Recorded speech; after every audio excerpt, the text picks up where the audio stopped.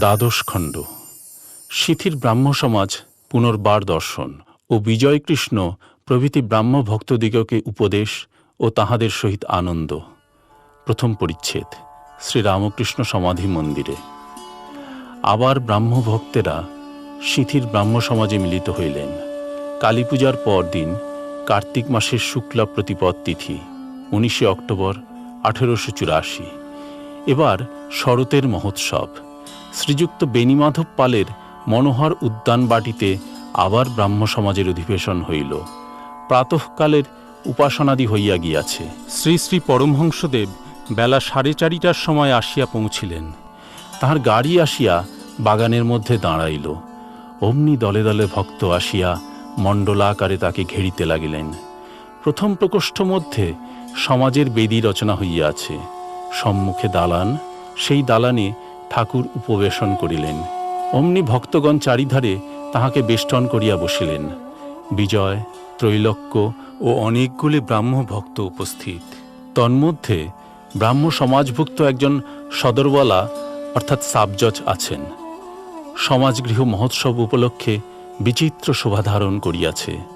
কোথাও নানা বর্ণের পতাকা, মধ্যে মধ্যে হর্মপরি বা বাতায়ন পথে নয়নরঞ্জন সুন্দর পাদক বিভ্রমকারী বৃক্ষপল্লব।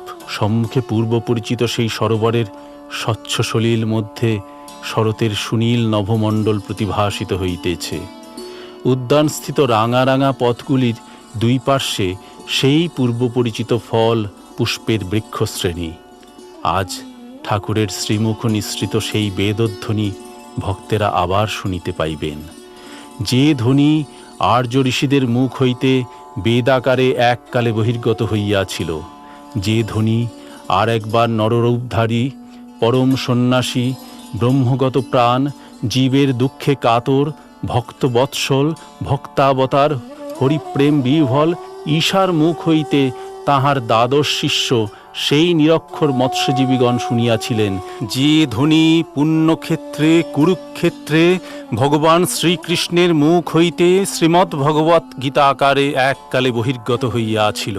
সারথি বেশধারী মানবাকার সচ্চিদানন্দ গুরু প্রমুখাৎ যে মেঘগম্ভীর ধ্বনি মধ্যে বিনয়ানম্র ব্যাকুল গুড়াকেশ কৌন্তেয় এই কথামৃত পান করিয়াছিলেন, যথা কবিং পুরাণমনুশাসিতা রমণরণীয়াং সমনুস্মরেদ ইয়ঃ সর্বস্য ধাতরম চিন্তরূপম আদিত্যবর্ণং তমসঃ পরস্তাৎ প্রয়াণকালে মনসঃ চলেন ভক্তাযুক্ত যোগবলেন চৈব ভ্রুবর মধ্যে প্রাণমাবেশ্য সম্যক স তৎপরং পুরুষমুপৈতি দিবাম यदक्षरं वेदविद्य वदन्ति विशन्ति यत् यदयो वितरागः यदिच्छन्तो ब्रह्मचर्यं चरन्ति तत् ते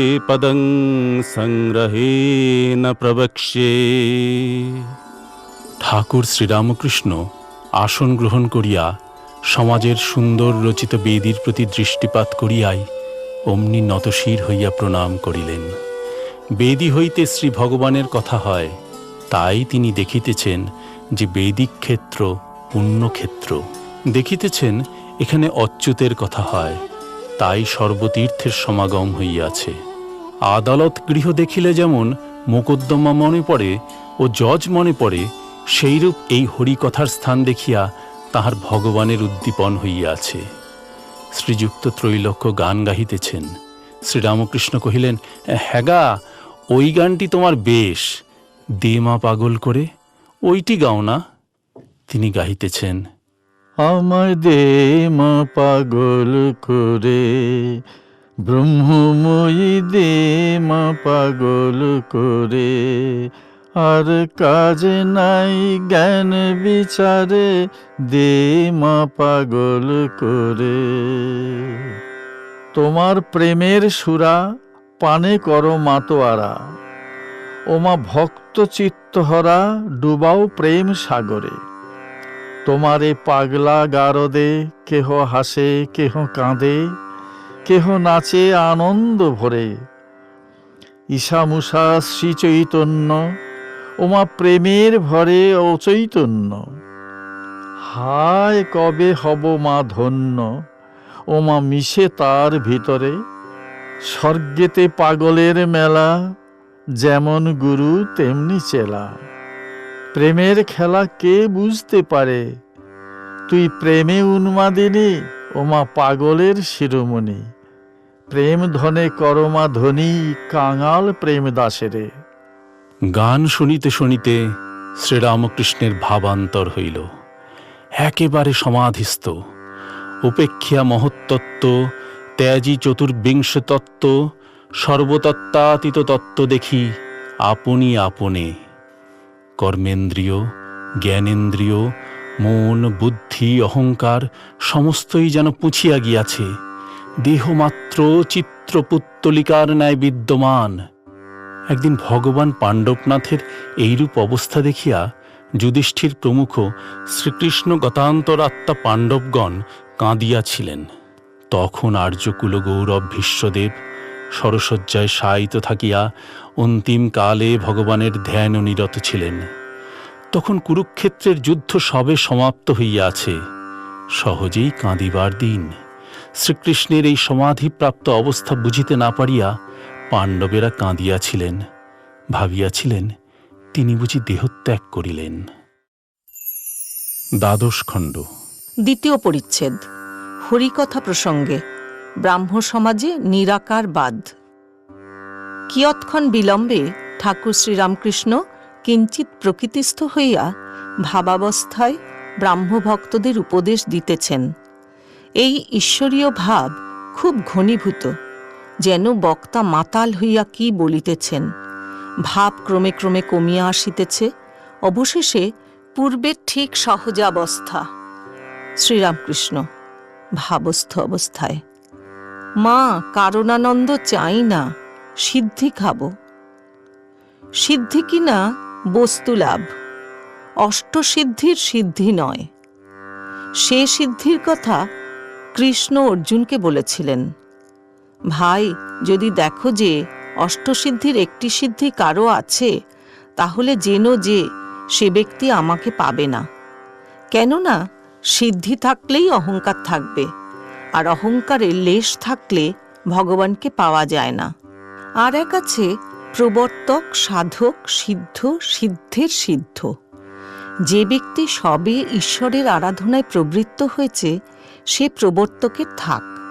প্রবর্তক ফোঁটা কাটে, তিলকমালা পরে, বাহিরে খুব আচার করে। সাধক আরও এগিয়ে গেছে, তার লোক দেখানো ভাব কমে যায়। সাধক ঈশ্বরকে পাবার জন্য ব্যাকুল হয়, আন্তরিক তাঁকে ডাকে, তাঁর নাম করে, তাঁকে সরল অন্তঃকরণে প্রার্থনা করে।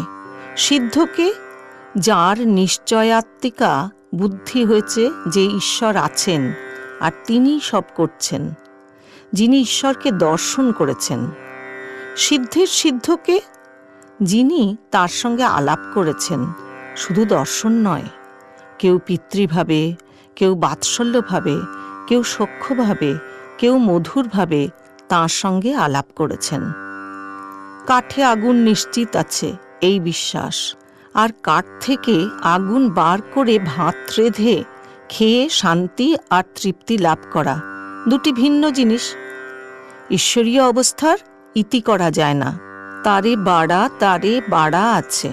ভাবস্থ হয়ে রামকৃষ্ণ, এরা ব্রহ্মজ্ঞানী, নিরাকারবাদী, তা বেশ।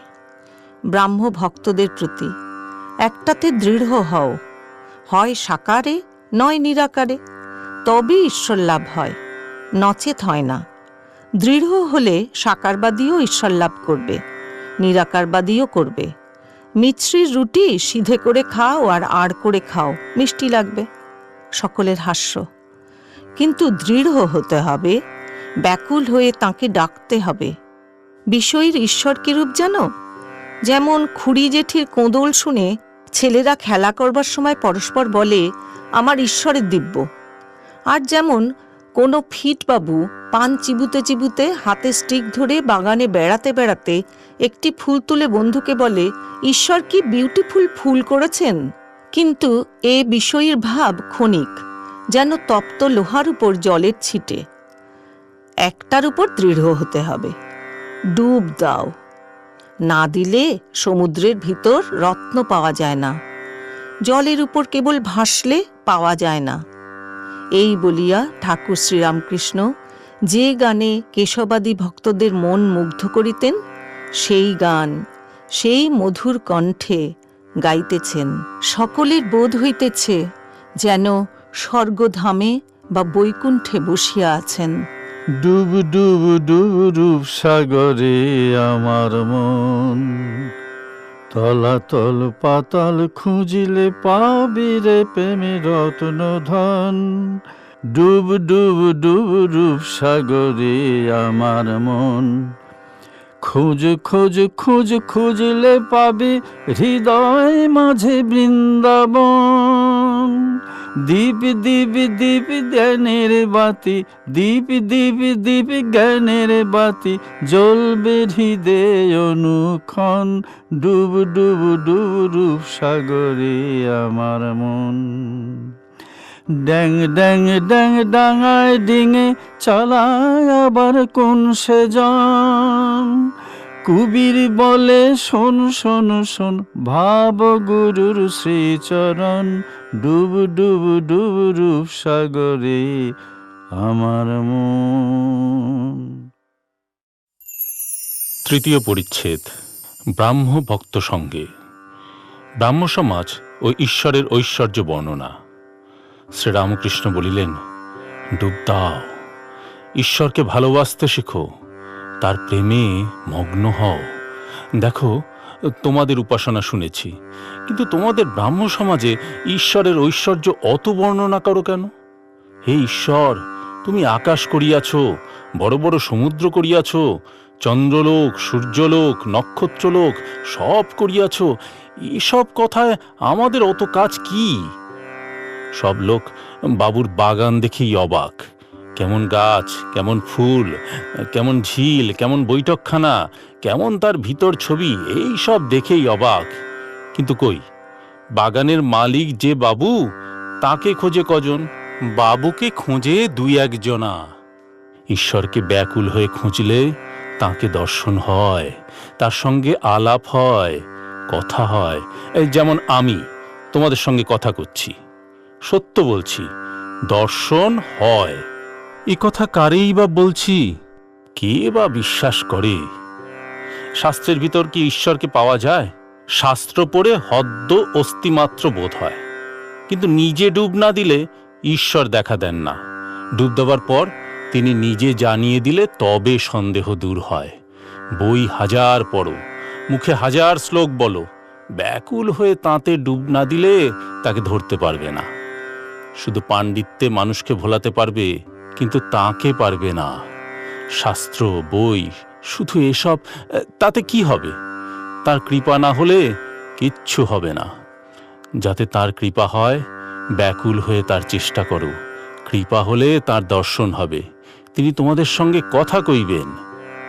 সদরওয়ালা বলিলেন, মহাশয়, তার কৃপা কি একজনের উপর বেশি আরেকজনের উপর কম? তাহলে যে ঈশ্বরের বৈষম্য দোষ হয়। শ্রীরামকৃষ্ণ বলিলেন, সে কি, ঘোড়াটাও টা আর সরাটাও টা। তুমি যা বলছো, ঈশ্বর বিদ্যাসাগর ওই কথা বলেছিল, মহাশয়, তিনি কি কারুকে বেশি শক্তি দিয়েছেন, কারুকে কম দিয়েছেন? আমি বললাম, বিভুরূপে তিনি সকলের ভিতর আছেন, আমার ভিতর যেমনি, পিঁপড়েটির ভেতরও তেমনি, কিন্তু শক্তি বিশেষ আছে। যদি সকলেই সমান হবে, তবে ঈশ্বর বিদ্যাসাগর নাম শুনে তোমায় আমরা কেন দেখতে এসেছি? তোমার কি দুটো শিং বেরিয়েছে তাই দেখতে এসেছি? তা নয়, তুমি দয়ালু, তুমি পণ্ডিত, এই সব গুণ তোমার অপরের চেয়ে বেশি আছে, তাই তোমার এত নাম। দেখো না, এমন লোক আছে যে একলা 100 লোককে হারাতে পারে, আবার এমন আছে একজনের ভয়ে পালায়। যদি শক্তি বিশেষ না হয়, লোকে কেশবকে এত মানত কেন? গীতায় আছে, যাকে অনেকে গণে মানে, তা বিদ্যার জন্যই হোক, বা গান বাজনার জন্যই হোক, বা লেকচার দেবার জন্যই হোক, বা আর কিছুর জন্যই হোক, নিশ্চিত যেন যে তাতে ঈশ্বরের বিশেষ শক্তি আছে। ব্রাহ্মভক্ত সদরওয়ালার প্রতি বলিলেন, যা বলছেন মেনে নেন না। শ্রীরামকৃষ্ণ ব্রাহ্মভক্তের প্রতি বলিলেন, তুমি কি রকম লোক, কথায় বিশ্বাস না করে শুধু মেনে লওয়া? কপটতা, তুমি ঢং কাজ দেখছি। ব্রাহ্মভক্তটি অতিশয় লজ্জিত হইলেন। দ্বাদশ খণ্ড। চতুর্থ পরিচ্ছেদ। ব্রাহ্ম সমাজ, কেশব ও নির্লিপ্ত সংসার, সংসার ত্যাগ। সদরওয়ালা, মহাশয়, সংসার কি ত্যাগ করতে হবে? শ্রীরামকৃষ্ণ, না, তোমাদের ত্যাগ কেন করতে হবে? সংসারে থেকেই হতে পারে, তবে আগে দিন কতক নির্জনে থাকতে হয়। নির্জনে থেকে ঈশ্বরের সাধনা করতে হয়। বাড়ির কাছে এমন একটি আড্ডা করতে হয় যেখান থেকে বাড়িতে এসে অমনি একবার ভাত খেয়ে যেতে পারো। কেশব সেন, প্রতাপ এরা সব বলেছিল, মহাশয়, আমাদের জনক রাজার মতো। আমি বললুম, জনক রাজা অমনি মুখে বললেই হওয়া যায় না। জনক রাজা হেঁট মুন্ড হয়ে আগে নির্জনে কত তপস্যা করেছিল। তোমরা কিছু করো, তবে তো জনক রাজা হবে। অমুক খুব তরতর করে ইংরেজি লিখতে পারে, তা কি একেবারে লিখতে পেরেছিল? সে গরিবের ছেলে, আগে একজনের বাড়িতে থেকে তাদের রেঁধে দিত আর দুটি দুটি খেত। অনেক কষ্টে লেখাপড়া শিখেছিল, তাই এখন তরতর করে লিখতে পারে। কেশব সেনকে আরও বলেছিলুম, নির্জনে না গেলে শক্ত রোগ সারবে কেমন করে? রোগটি হচ্ছে বিকার। আবার যে ঘরে বিকারী রোগী, সেই ঘরেই আচার, তেঁতুল আর জলের জ্বালা, তার রোগ সারবে কেমন করে? আচার, তেঁতুল, এই দেখো, বলতে বলতে আমার মুখে জল এসেছে। সকলের হাস্য। সম্মুখে থাকলে কি হয়, সকলেই তো জানো। মেয়ে মানুষ পুরুষের পক্ষে এই আচার, তেঁতুল, ভোগবাসনা, জলের জ্বালা, বিষয় তৃষ্ণার শেষ নাই। আর এই বিষয় রোগীর ঘরে, এতে কি বিকার রোগ সারে? দিন কতক ঠাঁই নাড়া হয়ে থাকতে হয়, যেখানে আচার, তেঁতুল নাই, জলের জ্বালা নাই। তারপর নিরোগ হয়ে আবার সেই ঘরে এলে আর ভয় নাই। তাকে লাভ করে সংসারে এসে থাকলে আর কামিনী কাঞ্চনে কিছু করতে পারে না, তখন জনকের মতো নির্লিপ্ত হতে পারবে।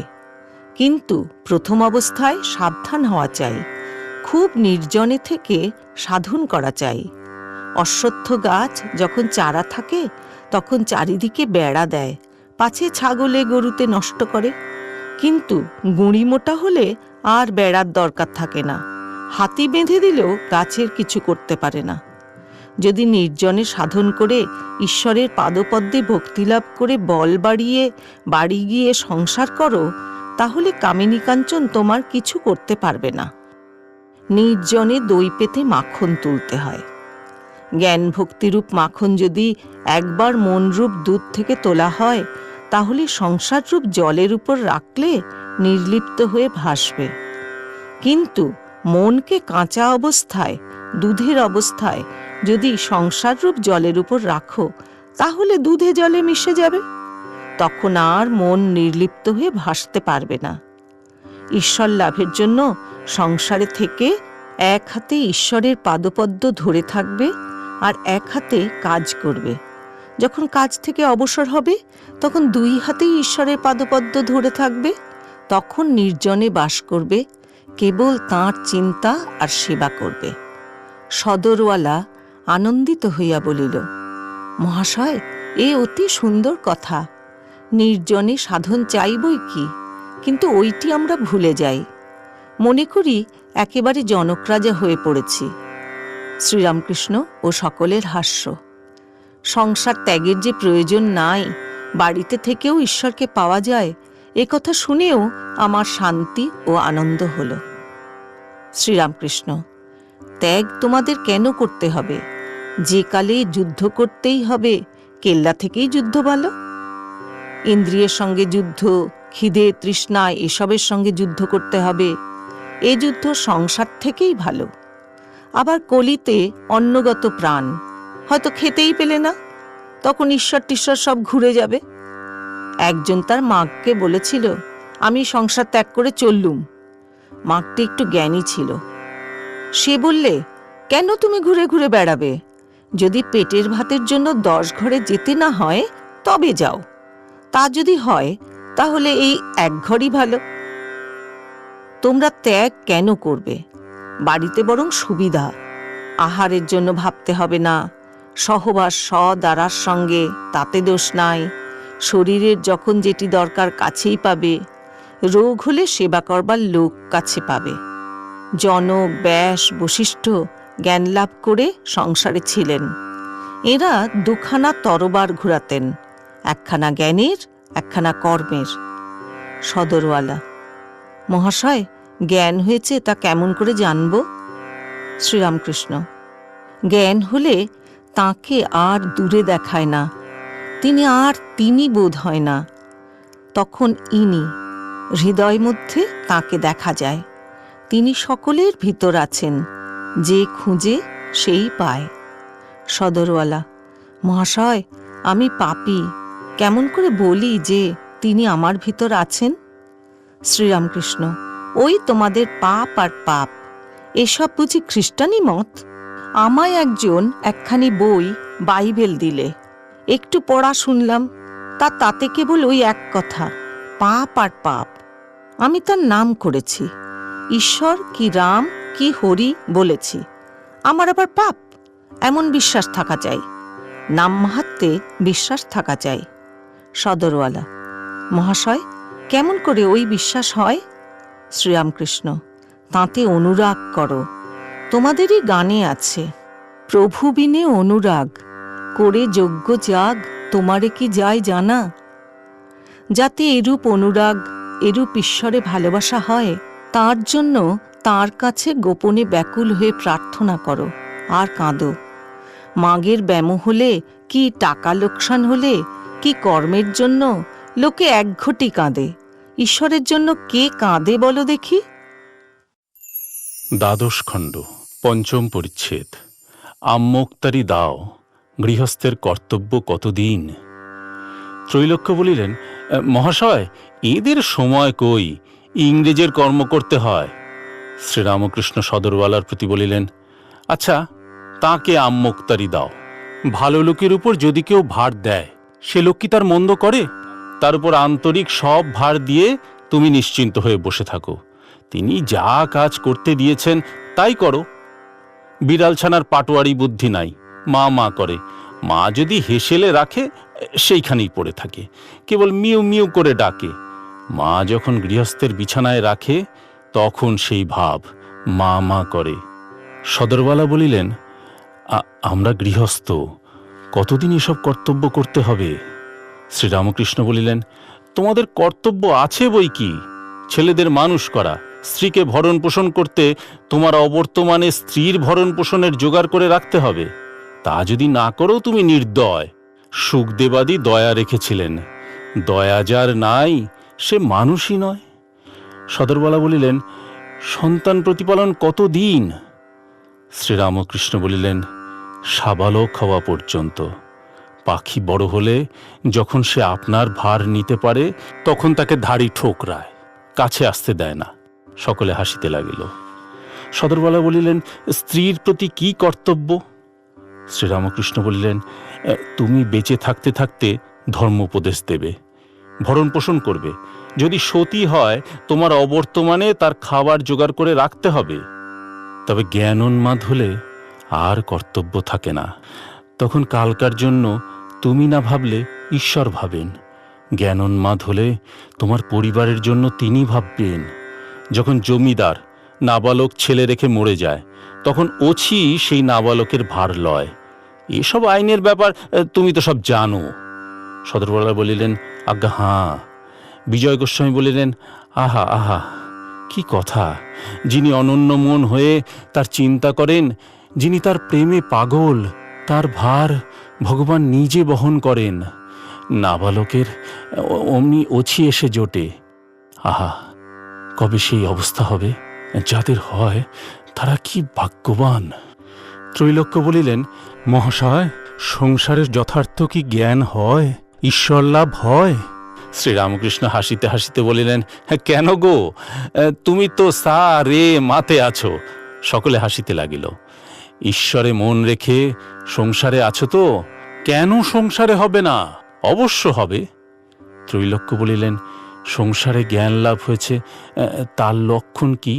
শ্রীরামকৃষ্ণ বলিলেন, হরিনামে ধারা আর পুলক। তার মধুর নাম শুনেই শরীরে রোমাঞ্চ হয়, চক্ষু দিয়ে ধারা বেয়ে পড়বে। যতক্ষণ বিষয়াসক্তি থাকে, কামিনী কাঞ্চনে ভালোবাসা থাকে, ততক্ষণ দেহবুদ্ধি যায় না। বিষয়াসক্তি যত কমে, ততই আত্মজ্ঞানের দিকে চলে যেতে পারা যায়। আর দেহবুদ্ধি কমে, বিষয়াসক্তি একেবারে চলে গেলে আত্মজ্ঞান হয়। তখন আত্মা আলাদা আর দেহ আলাদা বোধ হয়। নারিকেলের জল না শুকোলে দা দিয়ে কেটে শ্বাস আলাদা মালা আলাদা করা কঠিন হয়। জল যদি শুকিয়ে যায় তাহলে নড়নড় করে, শ্বাস আলাদা হয়ে যায়। একে বলে খড় নারিকেল। ঈশ্বর লাভ হলে লক্ষণ এই যে সে ব্যক্তি খড় নারিকেলের মতো হয়ে যায়, দেহাত্মবুদ্ধি চলে যায়। দেহের সুখ দুঃখে তার সুখ দুঃখ বোধ হয় না। সে ব্যক্তি দেহের সুখ চায় না, সে জীবন মুক্ত হয়ে বেড়ায়। কালীর ভক্ত জীবন মুক্ত, নিত্যানন্দময়। যখন দেখবে ঈশ্বরের নাম করতে করতেই অশ্রু আর পুলক হয়, তখন জানবে কামিনী কাঞ্চনে আসক্তি চলে গেছে, ঈশ্বর লাভ হয়েছে। দেশলাই যদি শুকনো হয়, একটা ঘষলেই দপ করে জ্বলে ওঠে। আর যদি ভিজিয়ে হয়, 50টা ঘষলেও কিচ্ছু হয় না, কেবল কাঠিগুলো ফেলা যায়। বিষয় রসে রসে থাকলে, কামিনী কাঞ্চন রসে মন ভিজে থাকলে ঈশ্বরের উদ্দীপনা হয় না। হাজার চেষ্টা করো, কেবল পণ্ডশ্রম। বিষয় রস শুকুলে তৎক্ষণাৎ উদ্দীপন হয়। ত্রৈলোক্য বলিলেন, বিষয় রস শুকোবার এখন উপায় কি? শ্রীরামকৃষ্ণ বলিলেন, মার কাছে ব্যাকুল হয়ে ডাকো। তার দর্শন হলে বিষয় রস শুকিয়ে যাবে। কামিনী কাঞ্চনে আসক্তি সব দূরে চলে যাবে। আপনার মা বোধ থাকলে এক্ষণেই হয়। তিনি তো ধর্মমা নন, আপনারই মা। ব্যাকুল হয়ে মার কাছে আবদার করো। ছেলে ঘুড়ি কিনবার জন্য মার আঁচল ধরে পয়সা চায়। মা হয়তো আর মেয়েদের সঙ্গে গল্প করছে। প্রথমে মা কোনো মতে দিতে চায় না, বলে না, তিনি বারণ করে গেছেন, তিনি এলে বলে দিব। এক্ষণি ঘুড়ি নিয়ে একটা কাণ্ড করবি। যখন ছেলে কাঁদতে শুরু করে, কোনো মতে ছাড়ে না, মা তখন অন্য মেয়েদের বলে, রোসো মা, এই ছেলেটাকে একবার শান্ত করে আসি। এই কথা বলে চাবিটা নিয়ে কড়াত কড়াত করে বাক্স খুলে একটা পয়সা ফেলে দেয়। তোমরাও মার কাছে আবদার করো, তিনি অবশ্য দেখা দিবেন। আমি শিখদের ওই কথা বলেছিলাম। তারা দক্ষিণেশ্বর কালীবাড়িতে এসেছিল, মা কালীর মন্দিরের সম্মুখে বসে কথা হয়েছিল। তারা বলেছিল, ঈশ্বর দয়াময়। আমি জিজ্ঞাসা করলুম, কিসে দয়াময়? তারা বললে, কেন মহারাজ, তিনি সর্বদা আমাদের দেখছেন, আমাদের ধর্ম অর্থ সব দিচ্ছেন, আহার যোগাচ্ছেন। আমি বললুম, যদি কারো ছেলেপুলে হয়, তাদের খাওয়ার ভার বাপে নেবে নাকি বামুন পাড়ার লোকে এসে নেবে? সদরওয়ালা বললেন, মহাশয়, তিনি কি তবে দয়াময় নন? শ্রীরামকৃষ্ণ বলিলেন, তা কেন গো? ও একটা বললুম। তিনি যে বড় আপনার লোক, তার উপর আমাদের জোর চলে। আপনার লোককে এমন কথা পর্যন্ত বলা যায়, দিবি না রে শালা। দ্বাদশ খণ্ড, ষষ্ঠ পরিচ্ছেদ, অহংকার ও সদরওয়ালা। শ্রীরামকৃষ্ণ সদরওয়ালার প্রতি, আচ্ছা, অভিমান অহংকার জ্ঞানে হয় না অজ্ঞানে হয়? অহংকার তমগুণ, অজ্ঞান থেকে উৎপন্ন হয়। এই অহংকার আড়াল আছে বলে তাই ঈশ্বরকে দেখা যায় না। আমি মোলে ঘুচিবে জঞ্জাল। অহংকার করা বৃথা। এ শরীর, এ ঐশ্বর্য কিছুই থাকবে না। একটা মাতাল দুর্গা প্রতিমা দেখছিল। প্রতিমার সাজগোজ দেখে বলছে, মা, যতই সাজো গোজো, দিন 2-3 পরে তোমায় টেনে গঙ্গায় ফেলে দিবে। সকলের হাস্য। তাই সকলকে বলছি, জজই হও আর যেই হও, সব দুদিনের জন্য। তাই অভিমান অহংকার ত্যাগ করতে হয়। সত্য, রজ ও তমগুণের ভিন্ন স্বভাব। তমগুণীদের লক্ষণ অহংকার, নিদ্রা, বেশি ভোজন, কাম, ক্রোধ এইসব। রজগুণীরা বেশি কাজ জড়ায়, কাপড় পোশাক ফিটফাট, বাড়ি পরিষ্কার পরিচ্ছন্ন, বৈঠকখানায় কুইনের ছবি। যখন ঈশ্বর চিন্তা করে তখন চেলি গরদ পরে, গলায় রুদ্রাক্ষের মালা, তার মাঝে মাঝে একটি একটি সোনার রুদ্রাক্ষ। যদি কেউ ঠাকুরবাড়ি দেখতে আসে তবে সঙ্গে করে করে দেখায় আর বলে, এদিকে আসুন, আরও আছে, শ্বেত পাথরের, মার্বেল পাথরের মেঝে আছে, 16 ফোকর নাটমন্দির আছে। আবার দান করে লোককে দেখিয়ে। সত্যগুণী লোক অতি শিষ্ট শান্ত, কাপড় জাতা, রোজগার পেট চলা পর্যন্ত কখনো লোকের তোষামোদ করে ধন লয় না। বাড়িতে মেরামত নাই, ছেলেদের পোশাকের জন্য ভাবে না, মান সম্ভ্রমের জন্য ব্যস্ত হয় না। ঈশ্বর চিন্তা, দান ধ্যান সমস্ত গোপনে, লোকে টের পায় না। মশারির ভিতর ধ্যান করে, লোকে ভাবে বাবুর রাতে ঘুম হয় নাই, তাই বেলা পর্যন্ত ঘুমাচ্ছেন। সত্যগুণ সিঁড়ির শেষ ধাপ, তারপরেই ছাদ। সত্যগুণে এলে ঈশ্বর লাভের আর দেরি হয় না, আর একটু গেলেই তাঁকে পাবে। সদরওয়ালার প্রতি, তুমি বলেছিলে সব লোক সমান, এই দেখো কত ভিন্ন প্রকৃতি। আরও কত রকম থাক থাক আছে, নিত্য জীব, মুক্ত জীব, মুমুক্ষু জীব, বদ্ধ জীব, নানা রকম মানুষ। নারদ, সুখদেব এরা নিত্য জীব। যেমন স্টিমবোট পারে, আপনিও যেতে পারে, আবার বড় জীবজন্তু হাতি পর্যন্ত পাড়ে নিয়ে যায়। নিত্যজীবেরা নায়েবের স্বরূপ, একটা তালুক শাসন করে আরেকটা তালুক শাসন করতে যায়। আবার মুমুক্ষু জীব আছে, যারা সংসার জাল থেকে মুক্ত হবার জন্য ব্যাকুল হয়ে প্রাণপণে চেষ্টা করছে। এদের মধ্যে 2-1 জাল থেকে পালাতে পারে, তারা মুক্ত জীব। নিত্যজীবেরা এক একটা শিয়ানা মাছের মতো, কখনো জালে পড়ে না। কিন্তু বদ্ধজীব সংসারী জীব, তাদের হুঁশ নাই, তারা জালে পড়েই আছে, অথচ জালে বদ্ধ হয়েছি এরূপ জ্ঞান নাই। এরা হরিকথার সম্মুখে হলে সেখান থেকে চলে যায়, বলে হরিনাম মরবার সময় হবে, এখন কেন? আবার মৃত্যুশয্যায় শুয়ে পরিবার কিংবা ছেলেদের বলে, প্রদীপে অত সলতে কেন, একটা সলতে দাও, তা না হলে তেল পুড়ে যাবে। আর পরিবারও ছেলেদের মনে করে কাঁদে আর বলে, হায় আমি মলে এদের কি হবে। আর বদ্ধজীব যাতে এত দুঃখ ভোগ করে তাই আবার করে। যেমন উটের কাঁটা ঘাস খেতে খেতে মুখ দিয়ে দরদর করে রক্ত পড়ে, তবু কাঁটা ঘাস ছাড়ে না। এদিকে ছেলে মারা গেছে, শোকে কাতর, তবু আবার বছর বছর ছেলে হবে। মেয়ের বিয়েতে সর্বশান্ত হলো, আবার বছর বছর ছেলে মেয়ে হবে। বলে, কি করব, অদৃষ্টে ছিল। যদি তীর্থ করতে যায় নিজে ঈশ্বর চিন্তা করবার অবসর পায় না, কেবল পরিবারদের পুঁটুলি বইতে বইতে প্রাণ যায়। ঠাকুরের মন্দিরে গিয়ে ছেলেকে চরণামৃত খাওয়াতে আর গড়াগড়ি দেওয়াতেই ব্যস্ত।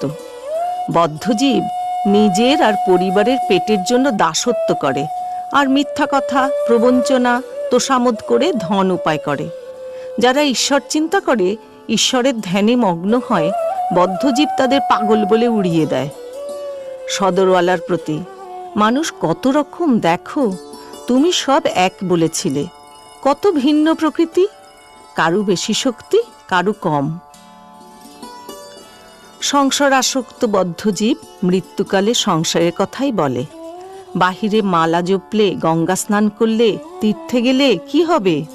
সংসার আসক্তি ভিতরে থাকলে মৃত্যুকালে সেটি দেখা যায়। কত আবল তাবল বকে, হয়তো বিকারের খেয়ালে হলুদ, 5 ফোড়ন, তেজপাতা বলে চেঁচিয়ে উঠল। সুখ পাখি সহজ বেলা রাধাকৃষ্ণ বলে, বিল্লি ধরলে নিজের বুলি বেরোয়, ক্যাঁ ক্যাঁ করে। গীতায় আছে, মৃত্যুকালে যা মনে করবে পরলোকে তাই হবে।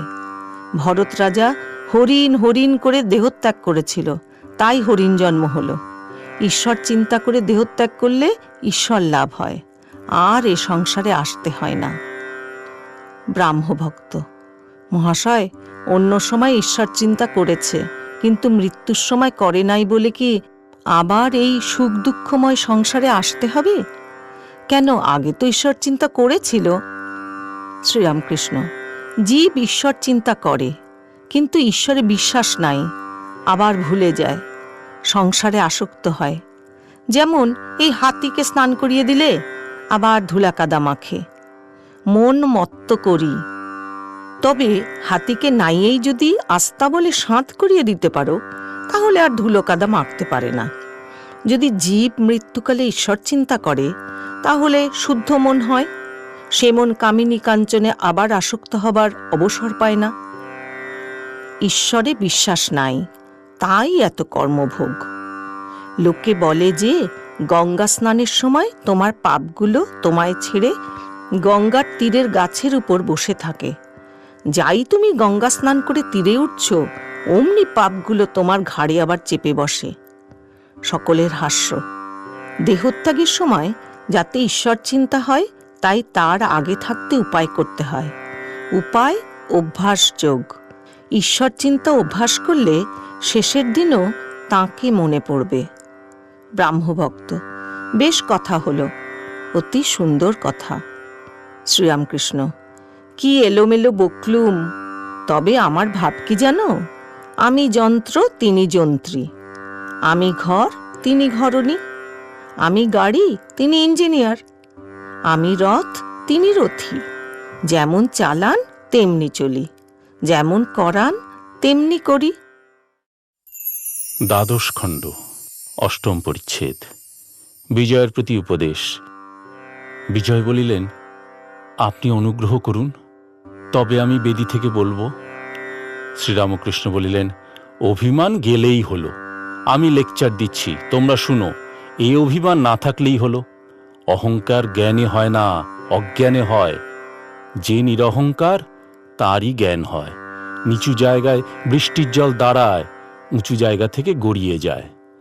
যতক্ষণ অহংকার থাকে ততক্ষণ জ্ঞান হয় না, আবার মুক্তিও হয় না। এই সংসারে ফিরে ফিরে আসতে হয়। বাছুর হাম্বা হাম্বা আমি আমি করে, তাই অত যন্ত্রণা।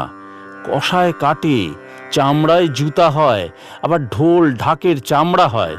সে ঢাক কত পেটে, কষ্টের শেষ নাই। শেষে নাড়ি থেকে তাঁত হয়।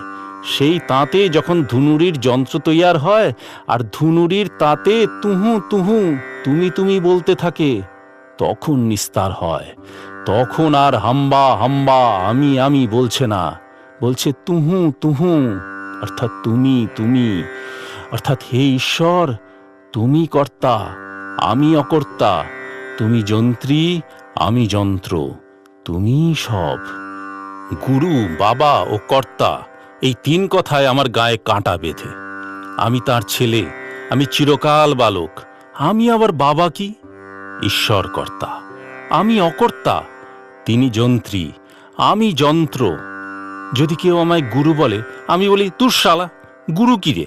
এক সচ্চিদানন্দ বই আর গুরু নাই। তিনি বিনা আর কোনো উপায় নাই। তিনিই একমাত্র ভবসাগরের কাণ্ডারি। বিজয়ের প্রতি বলিলেন, আচার্যগিরি করা বড় কঠিন, ওতে নিজের হানি হয়। অমনি 10 জন মানছে দেখে পায়ের উপর পা দিয়ে বলে, আমি বলছি আর তোমরা শুনো। এই ভাবটা বড় খারাপ। তার ওই পর্যন্ত। ওই একটু মান, লোকে হদ্দ বলবে, আহা বিজয়বাবু বেশ বললেন, লোকটা খুব জ্ঞানী। আমি বলেছি এ জ্ঞান করো না। আমি মাকে বলি, মা তুমি যন্ত্রী, আমি যন্ত্র। যেমন করাও তেমনি করি, যেমন বলাও তেমনি বলি। বিজয় বিনীতভাবে বলিলেন, আপনি বলুন, তবে আমি গিয়ে বসব। শ্রীরামকৃষ্ণ হাসিতে হাসিতে বলিলেন, আমি কি বলবো? চাঁদা মামা সকলেরই মামা, তুমিই তাকে বলো। যদি আন্তরিক হয়, কোনো ভয় নাই। বিজয় আবার অনুনয় করাতে শ্রীরামকৃষ্ণ বলিলেন, যাও, যেমন পদ্ধতি আছে তেমনি করোগে। আন্তরিক তাঁর উপর ভক্তি থাকলেই হলো।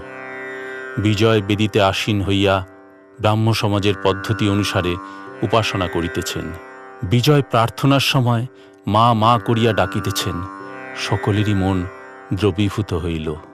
উপাসনান্তে ভক্তদের সেবার জন্য ভোজনের আয়োজন হইয়াছে। শতরঞ্চি গালিচা সমস্ত উঠাইয়া পাতা হইতে লাগিল। ভক্তেরা সকলেই বসিলেন। ঠাকুর শ্রীরামকৃষ্ণেরও আসন হইল। তিনি বসিয়া শ্রীযুক্ত বেণীপাল প্রদত্ত উপাদেয় লুচি, কচুরি, পাঁপড়, নানাবিধ মিষ্টান্ন, দধি, ক্ষীর ইত্যাদি সমস্ত ভগবানকে নিবেদন করিয়া আনন্দে প্রসাদ গ্রহণ করিলেন। ত্রয়োদশ খণ্ড, দক্ষিণেশ্বরে ভক্ত সঙ্গে। প্রথম পরিচ্ছেদ। দক্ষিণেশ্বরে মনমোহন, মহিমা প্রভৃতি ভক্ত সঙ্গে। চলো ভাই, আবার তাঁকে দর্শন করিতে যাই। সেই মহাপুরুষকে, সেই বালককে দেখিব, যিনি মা বই আর কিছু জানেন না, যিনি আমাদের জন্য দেহ ধারণ করে এসেছেন। তিনি বলে দেবেন কি করে এই কঠিন জীবন সমস্যা পূরণ করতে হবে। সন্ন্যাসীকে বলে দেবেন, গৃহীকে বলে দেবেন, অবারিত দ্বার দক্ষিণেশ্বরের কালীবাড়িতে আমাদের জন্য অপেক্ষা করছেন। চলো চলো, তাকে দেখব। অনন্ত গুণাধার প্রসন্ন মূরতি, শ্রবণে যার কথা আঁখি ঝরে। চলো ভাই, অহেতুক কৃপা সিন্ধু প্রিয় দর্শন, ঈশ্বর প্রেমে নিশিদিন মাতোয়ারা সহাস্যবদন শ্রীরামকৃষ্ণকে দর্শন করে মানব জীবন সার্থক করি। আজ রবিবার, 26শে অক্টোবর 1884, হেমন্তকাল, কার্তিকের শুক্লা সপ্তমী তিথি, দুপ্রহর বেলা।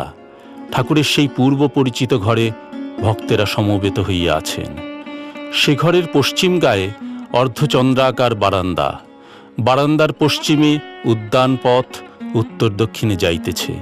পথের পশ্চিমে মা কালীর পুষ্পোদ্যান, তারপরেই পোস্তা, তৎপরে পবিত্র সলিলা দক্ষিণ বাহিনী গঙ্গা।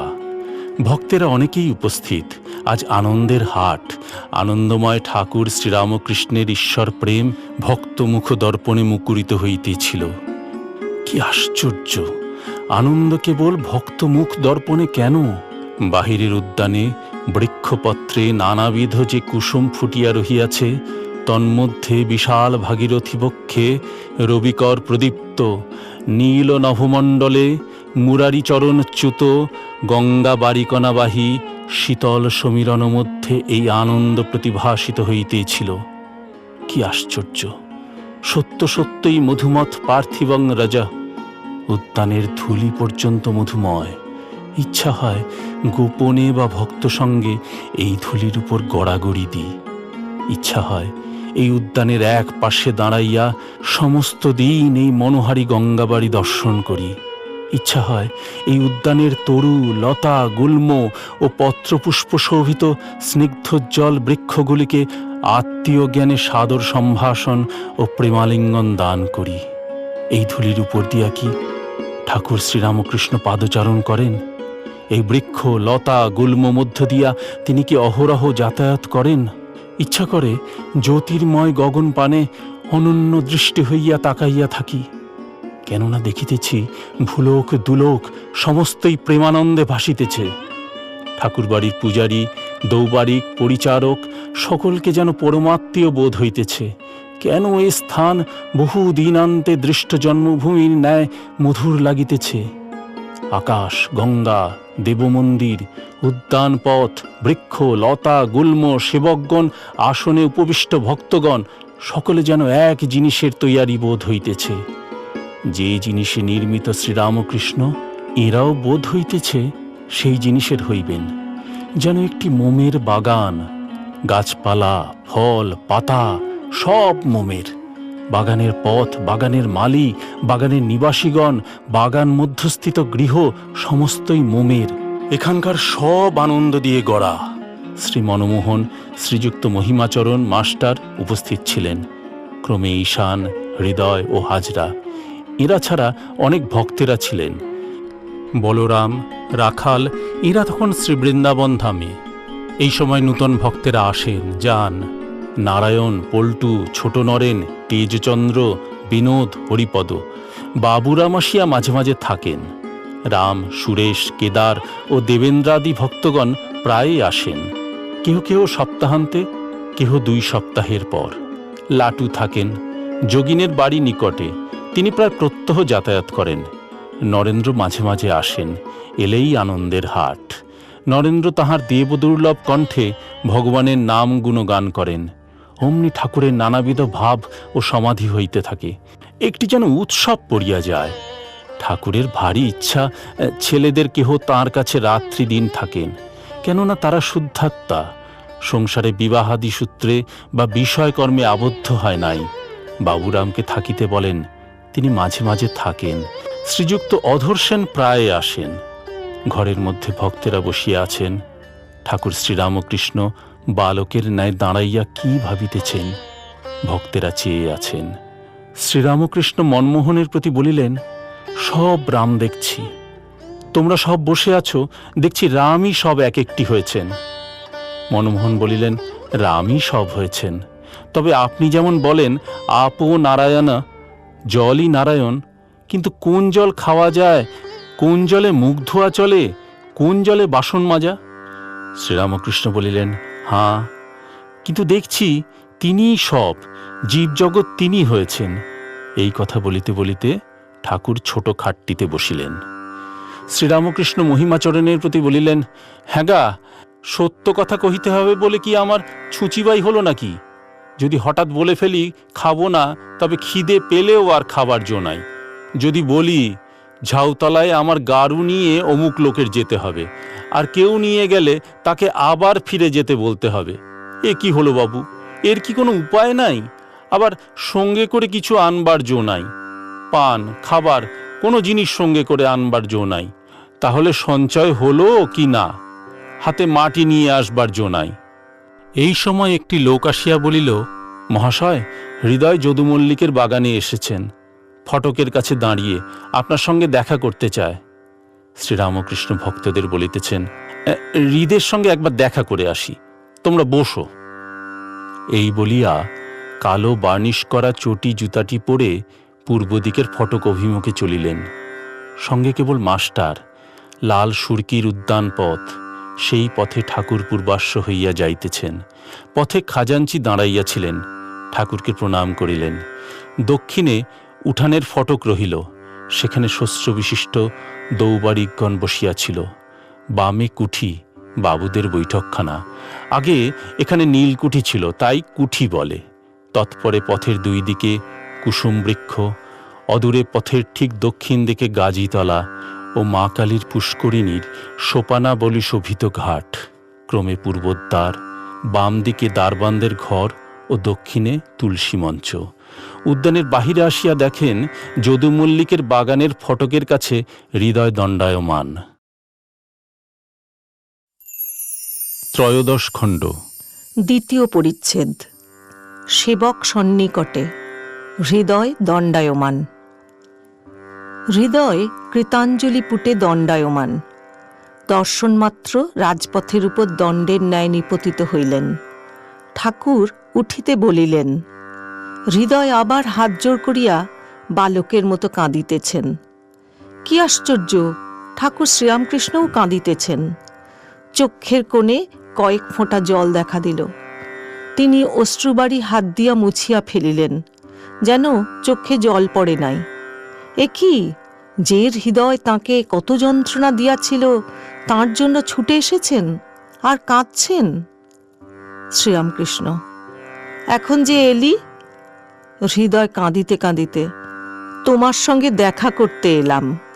আমার দুঃখ আর কার কাছে বলবো? শ্রীরামকৃষ্ণ সান্ত্বনার্থ সহাস্যে, সংসারে এইরূপ দুঃখ আছে, সংসার করতে গেলেই সুখ দুঃখ আছে। মাস্টারকে দেখাইয়া, এরা এক একবার তাই আসে, এসে ঈশ্বরীয় দুটো কথা শুনলে মনে শান্তি হয়। তোর কিসের দুঃখ? হৃদয় কাঁদিতে কাঁদিতে, আপনার সঙ্গ ছাড়া, তাই দুঃখ। শ্রীরামকৃষ্ণ, তুই তো বলেছিলি তোমার ভাব তোমাতে থাক, আমার ভাব আমাতে থাক। হৃদয়, হ্যাঁ, তা তো বলেছিলাম, আমি কি জানি? শ্রীরামকৃষ্ণ, আজ এখন তবে আয়, আর একদিন তখন বসে কথা কহিব। আজ রবিবার, অনেক লোক এসেছে, তারা বসে রয়েছে। এবার দেশে ধান টান কেমন হয়েছে? হৃদয়, হ্যাঁ, তা একরকম মন্দ হয় নাই। শ্রীরামকৃষ্ণ, আজ তবে আয়, আবার একদিন আসিস। হৃদয় আবার সাষ্টাঙ্গ হইয়া প্রণাম করিল। ঠাকুর সেই পথ দিয়া ফিরিয়া আসিতে লাগিলেন, সঙ্গে মাস্টার। শ্রীরামকৃষ্ণ মাস্টারের প্রতি, আমার সেবাও যত করেছে, যন্ত্রণাও তেমনি দিয়েছে। আমি যখন পেটের ব্যারামে দুখানা হাড় হয়ে গেছি, কিছু খেতে পারতুম না, তখন আমায় বললে, এই দেখো আমি কেমন খাই, তোমার মনের গুণে খেতে পারো না, আবার বলতো, বোকা, আমি না থাকলে তোমার সাধুগিরি বেরিয়ে যেত। একদিন এরকম করে যন্ত্রণা দিলে যে পোস্তার উপর দাঁড়িয়ে জোয়ারের জলে দেহত্যাগ করতে গিয়েছিলুম। মাস্টার শুনিয়া অবাক, বোধহয় ভাবিতেছেন, কি আশ্চর্য, এমন লোকের জন্য ইনি অশ্রুবাড়ি বিসর্জন করিতেছিলেন। শ্রীরামকৃষ্ণ মাস্টারের প্রতি, আচ্ছা, অত সেবা করত, তবে কেন ওর এমন হলো? ছেলেকে যেমন মানুষ করে সেই রকম করে আমাকে দেখেছে। আমি তো রাত দিন বেহুঁশ হয়ে থাকতুম, তার উপর আবার অনেক দিন ধরে ব্যামোয় ভুগেছি। ও যেরকম করে আমায় রাখত সেই রকম আমি থাকতুম। মাস্টার কি বলিবেন, চুপ করিয়া রহিলেন।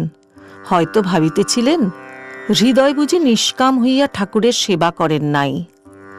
কথা কহিতে কহিতে ঠাকুর নিজের ঘরে পৌঁছিলেন। ভক্তেরা প্রতীক্ষা করিতেছিলেন। ঠাকুর আবার ছোট খাটটিতে বসিলেন। ত্রয়োদশ খণ্ড, তৃতীয় পরিচ্ছেদ। ভক্ত সঙ্গে নানা প্রসঙ্গে ভাব মহাভাবের গূঢ়তত্ত্ব। শ্রীযুক্ত মহিমাচরণ প্রভৃতি ছাড়া কয়েকটি কোন্নগরের ভক্ত আসিয়াছেন। একজন শ্রীরামকৃষ্ণের সঙ্গে কিয়ৎকাল বিচার করেছিলেন।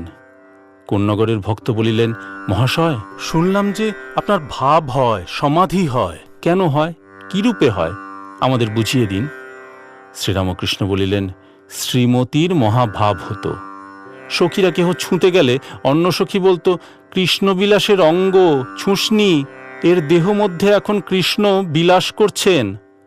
ঈশ্বর অনুভব না হলে ভাব বা মহাভাব হয় না।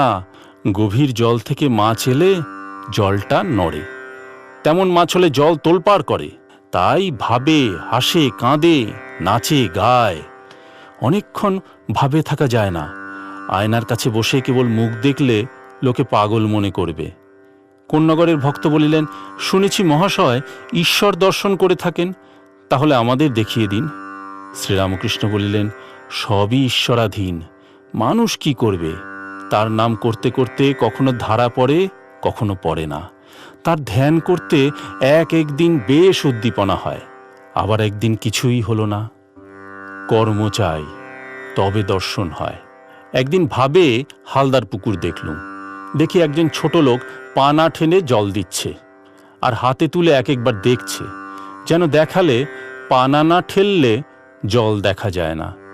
কর্ম না করলে ভক্তিলাভ হয় না, ঈশ্বর দর্শন হয় না। ধ্যান, জপ, এইসব কর্ম, তার নাম গুণকীর্তন কর্ম, আবার দান, যজ্ঞ, এসবও কর্ম। মাখন যদি চাও তবে দুধকে দই পাততে হয়, তারপর নির্জনে রাখতে হয়, তারপর দই বসলে পরিশ্রম করে মন্থন করতে হয়, তবে মাখন তোলা হয়।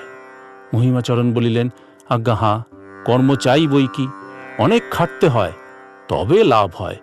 পড়তেই কত হয়, অনন্ত শাস্ত্র।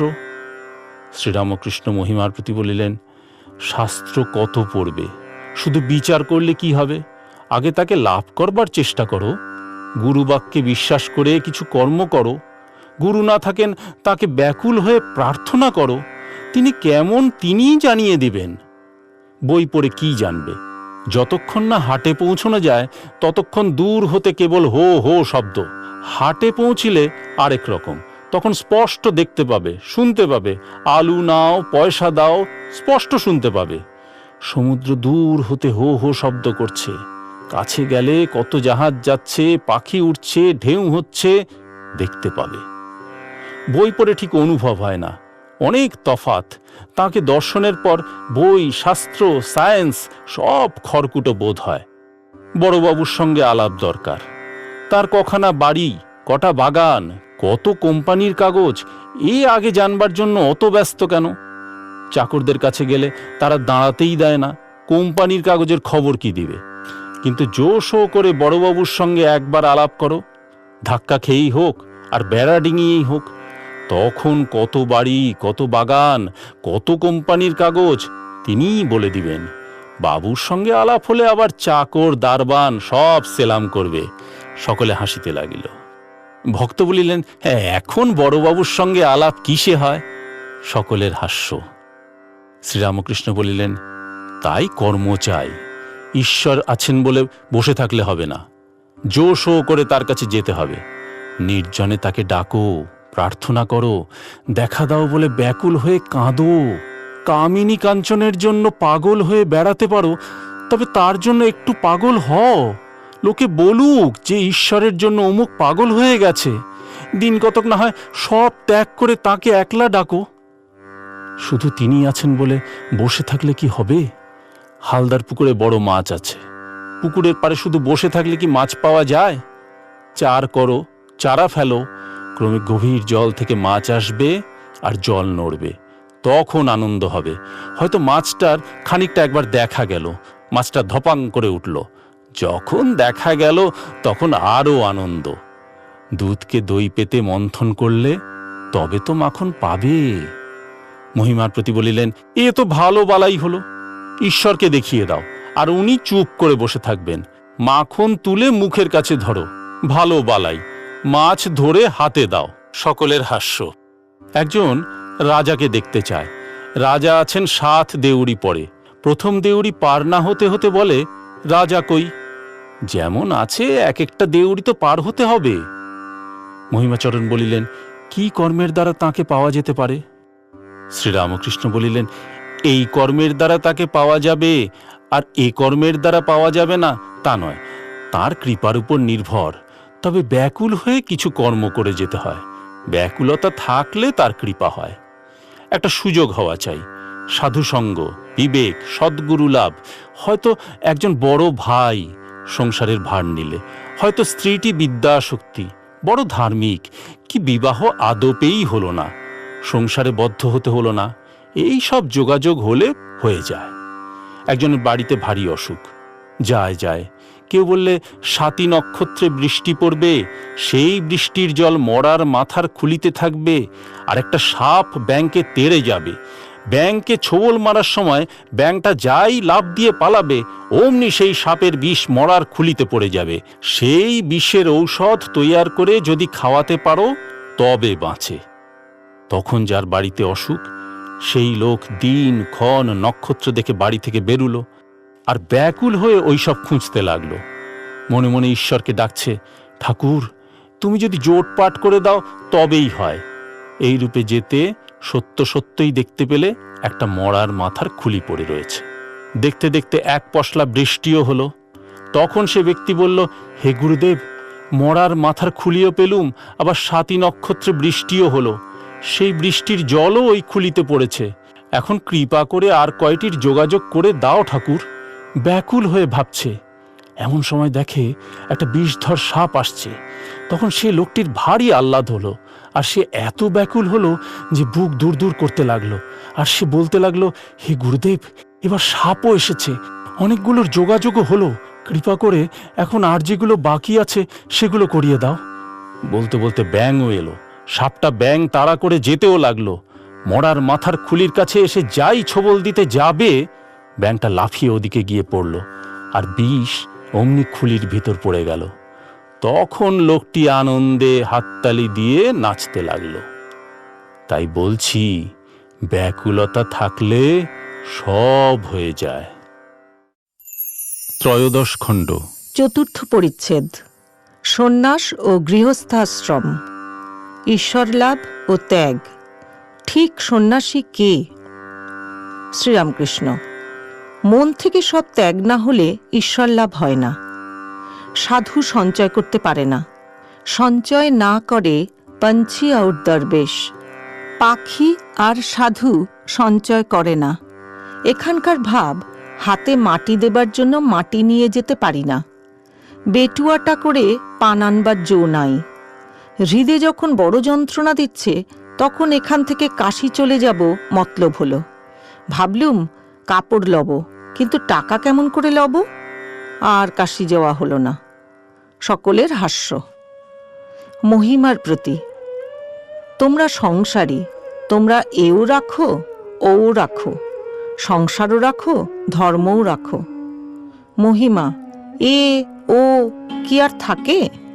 শ্রীরামকৃষ্ণ, আমি পঞ্চবটির কাছে গঙ্গার ধারে টাকা মাটি, মাটি টাকা, টাকাই মাটি, এই বিচার করতে করতে যখন টাকা গঙ্গার জলে ফেলে দিলুম, তখন একটু ভয় হলো। ভাবলুম, আমি কি লক্ষ্মী ছাড়া হলুম? মা লক্ষ্মী যদি খ্যাট বন্ধ করে দেন তাহলে কি হবে? তখন হাজরার মতো পাটোয়ারি করলুম। বললুম, মা, তুমি যেন হৃদয়ে থেকো। একজন তপস্যা করাতে ভগবতী সন্তুষ্ট হয়ে বললেন, তুমি বর লও। সে বললে, মা, যদি বর দিবে তবে এই করো যেন আমি নাতির সঙ্গে সোনার থালে ভাত খাই। একবারেতে নাতি, ঐশ্বর্য, সোনার থাল সব হলো। সকলের হাস্য। মন থেকে কামিনী কাঞ্চন ত্যাগ হলে ঈশ্বরে মন যায়, মন গিয়ে লিপ্ত হয়। যিনি বদ্ধ তিনি মুক্ত হতে পারেন। ঈশ্বর থেকে বিমুখ হলেই বদ্ধ। নিক্তির নিচের কাঁটা ওপরের কাঁটা থেকে তফাৎ হয় কখন? যখন নিক্তির বাটিতে কামিনী কাঞ্চনের ভার পড়ে। ছেলে ভূমিষ্ঠ হয়ে কেন কাঁদে? গর্ভে ছিলাম, যোগে ছিলাম। ভূমিষ্ঠ হয়ে এই বলে কাঁদে, কাহা এ, কাহা এ, এ কোথায় এলুম? ঈশ্বরের পাদপদ্ম চিন্তা করছিলাম, এ আবার কোথায় এলাম? তোমাদের পক্ষে মনে ত্যাগ, সংসার অনাসক্ত হয়ে করো। মহিমা, তার উপর মন গেলে আর কি সংসার থাকে? শ্রীরামকৃষ্ণ, সে কি, সংসার থাকবে না তো কোথায় যাবে? আমি দেখছি যেখানে থাকি রামের অযোধ্যায় আছি। এই জগৎ সংসার রামের অযোধ্যা। রামচন্দ্র গুরুর কাছে জ্ঞান লাভ করবার পর বললেন, আমি সংসার ত্যাগ করব। দশরথ তাকে বুঝাবার জন্য বশিষ্ঠকে পাঠালেন। বশিষ্ঠ দেখলেন রামের তীব্র বৈরাগ্য। তখন বললেন, রাম, আগে আমার সঙ্গে বিচার করো, তারপর সংসার ত্যাগ করো। আচ্ছা, জিজ্ঞাসা করি, সংসার কি ঈশ্বর ছাড়া? তা যদি হয় তুমি ত্যাগ করো। রাম দেখলেন ঈশ্বরই জীব জগৎ সব হয়েছেন, তাঁর সত্তাতে সমস্ত সত্য বলে বোধ হচ্ছে। তখন রামচন্দ্র চুপ করে রইলেন। সংসারে কাম, ক্রোধ এইসবের সঙ্গে যুদ্ধ করতে হয়, নানা বাসনার সঙ্গে যুদ্ধ করতে হয়, আসক্তির সঙ্গে যুদ্ধ করতে হয়। যুদ্ধ কেল্লা থেকে হলেই সুবিধা, গৃহ থেকে যুদ্ধই ভালো। খাওয়া মেলে, ধর্মপত্নী অনেক রকম সাহায্য করে। কলিতে অন্নগত প্রাণ, অন্নের জন্য 7 জায়গায় ঘোরার চেয়ে এক জায়গায় ভালো। গৃহকেল্লার ভিতরে থেকে যেন যুদ্ধ করা। আর সংসারে থাকো ঝড়ের এঁটো পাত হয়ে। ঝড়ের এঁটো পাতাকে কখনো ঘরের ভিতর লয়ে যায়, কখনো আস্তা করে। হাওয়া যেদিকে যায় পাতাও সেই দিকে যায়, কখনো ভালো জায়গায়, কখনো মন্দ জায়গায়। তোমাকে এখন সংসারে ফেলেছেন, ভালো, এখন সেই স্থানেই থাকো। আবার যখন সেখান থেকে তুলে ওর চেয়ে ভালো জায়গায় লয়ে ফেলবেন, তখন যা হয় হবে। সংসারে রেখেছেন তা কি করবে? সমস্ত তাঁকে সমর্পণ করো, তাঁকে আত্মসমর্পণ করো। তাহলে আর কোনো গোল থাকবে না। তখন দেখবে তিনিই সব করছেন, সবই রামের ইচ্ছা। একজন ভক্ত, রামের ইচ্ছা গল্পটি কি? শ্রীরামকৃষ্ণ, কোনো এক গ্রামে একটি তাঁতি থাকে, বড় ধার্মিক, সকলেই তাকে বিশ্বাস করে আর ভালোবাসে। তাঁতি হাটে গিয়ে কাপড় বিক্রি করে। খরিদ্দার দাম জিজ্ঞাসা করলে বলে, রামের ইচ্ছা। সুতার দাম 1 টাকা, রামের ইচ্ছা মেহন্নতের দাম 4 আনা, রামের ইচ্ছা মুনাফা 2 আনা। কাপড়ের দাম রামের ইচ্ছা 1 টাকা 6 আনা। লোকের এত বিশ্বাস যে তৎক্ষণাৎ দাম ফেলে দিয়ে কাপড় নিত। লোকটি ভারী ভক্ত। রাত্রিতে খাওয়া দাওয়ার পরে অনেকক্ষণ চণ্ডীমণ্ডপে বসে ঈশ্বর চিন্তা করে, তার নামগুণ কীর্তন করে। একদিন অনেক রাত হয়েছে, লোকটির ঘুম হচ্ছে না, বসে আছে, একবার তামাক খাচ্ছে। এমন সময় সেই পথ দিয়ে একদল ডাকাত ডাকাতি করতে যাচ্ছে। তাদের মুটের অভাব হওয়াতে ওই তাঁতিকে এসে বললে, আয় আমাদের সঙ্গে, এই বলে হাত ধরে টেনে নিয়ে চলল। তারপর একজন গৃহস্থের বাড়ি গিয়ে ডাকাতি করলে, কতকগুলো জিনিস তাঁতির মাথায় দিলে। এমন সময় পুলিশ এসে পড়ল। ডাকাতেরা পালালো, কেবল তাঁতিটি মাথায় মোট ধরা পড়ল। সে রাত্রি তাকে হাজতে রাখা হলো। পরদিন ম্যাজিস্ট্রেট সাহেবের কাছে বিচার। গ্রামের লোক জানতে পেরে সব এসে উপস্থিত। তারা সকলে বললে, হুজুর, এ লোক কখনো ডাকাতি করতে পারে না। সাহেব তখন তাঁতিকে জিজ্ঞাসা করলে, কি গো, তোমার কি হয়েছে বলো। তাঁতি বললে, হুজুর, রামের ইচ্ছা আমি রাত্রিতে ভাত খেলুম, তারপর রামের ইচ্ছা আমি চণ্ডীমণ্ডপে বসে আছি, রামের ইচ্ছা অনেক রাত হলো, আমি রামের ইচ্ছা তাঁর চিন্তা করছিলাম আর তার নাম গুণগান করছিলাম। এমন সময়ে রামের ইচ্ছা একদল ডাকাত সেই পথ দিয়ে যাচ্ছিল। রামের ইচ্ছা তারা আমায় ধরে টেনে লয়ে গেল। রামের ইচ্ছা তারা এক গৃহস্থের বাড়ি ডাকাতি করল। রামের ইচ্ছা আমার মাথায় মোট দিলে। এমন সময় রামের ইচ্ছা পুলিশ এসে পড়ল। রামের ইচ্ছা আমি ধরা পড়লুম। তখন রামের ইচ্ছা পুলিশের লোকেরা হাজতে দিল। আজ সকালে রামের ইচ্ছা হুজুরের কাছে এনেছে। অমন ধার্মিক লোক দেখে সাহেব তাঁতিটিকে ছেড়ে দিবার হুকুম দিলেন। তাঁতি রাস্তায় বন্ধুদের বললে, রামের ইচ্ছা আমাকে ছেড়ে দিয়েছে। সংসার করা, সন্ন্যাস করা সবই রামের ইচ্ছা, তাই তার উপর সব ফেলে দিয়ে সংসারে কাজ করো। তা না হলে আর কি বা করবে। একজন কেরানি জেলে গিয়েছিল। জেল খাটা শেষ হলে সে জেল থেকে বেরিয়ে এলো। এখন জেল থেকে এসে সে কি কেবল ধেই ধেই করে নাচবে, না কেরানিগিরিই করবে? সংসারী যদি জীবনমুক্ত হয়, সে মনে করলে অনায়াসে সংসারে থাকতে পারে। যার জ্ঞান লাভ হয়েছে তার এখান সেখান নাই, তার সব সমান। যার সেখানে আছে তার এখানেও আছে।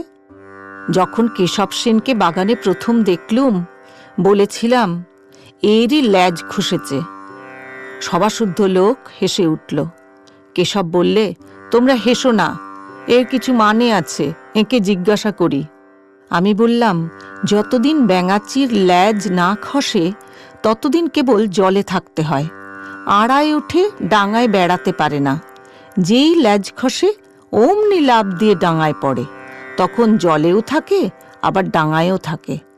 তেমনি মানুষের যতদিন অবিদ্যার ল্যাজ না খসে ততদিন সংসার জলে পড়ে থাকে।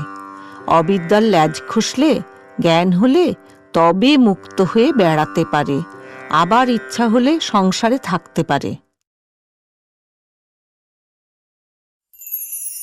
ত্রয়োদশ খণ্ড, পঞ্চম পরিচ্ছেদ।